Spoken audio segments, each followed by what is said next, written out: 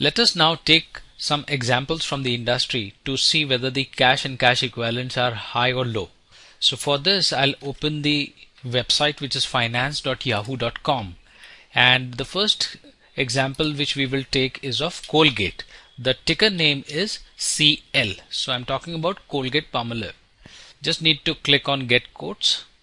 The reason I'm using finance.yahoo.com is that all the information here is available at once, and I may not have to download the annual report time and again to find the key numbers.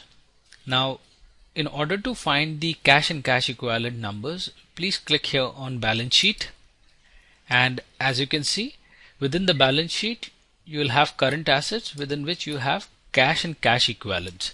So when we look at the annual data, the latest filing provides us that cash and cash equivalent is essentially $884 million. However, the total asset size is 13,394 million.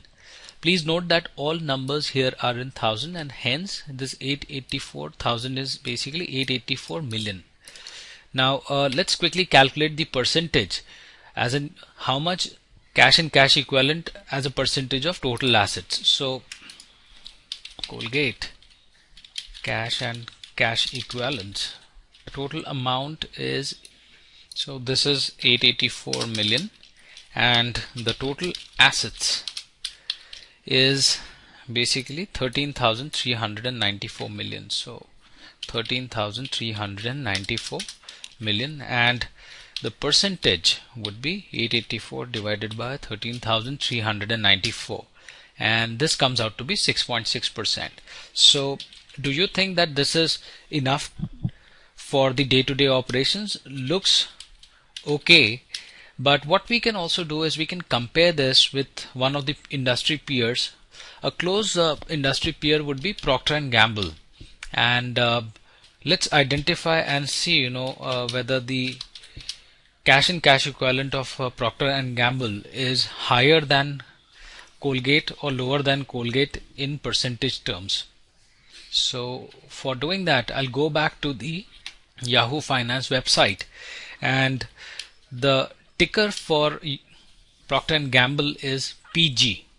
So just type PG, go to Procter & Gamble's, and obviously I would click on balance sheet to identify what is the total assets and the cash and cash equivalents. So here what we have is the total cash and cash equivalent is 4,436 million.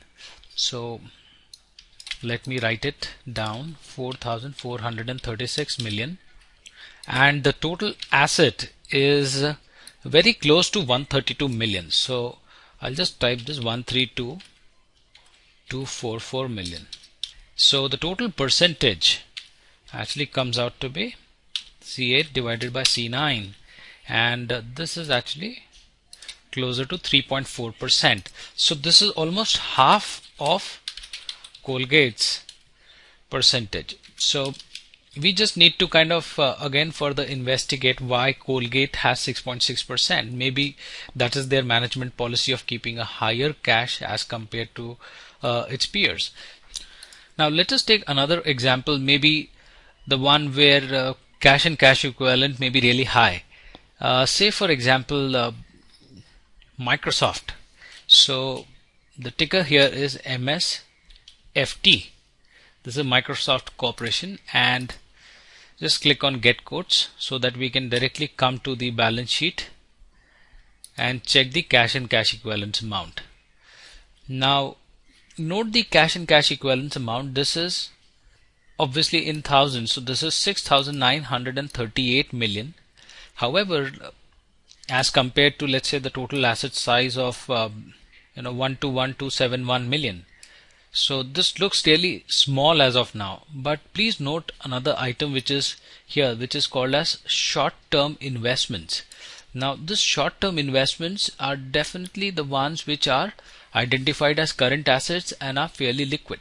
So if you take these also into consideration and make it as a part of fairly liquid cash, you will find that this number cash and cash equivalent together with short-term investment will be a fairly large portion of the total assets. So let's try to kind of calculate the total number.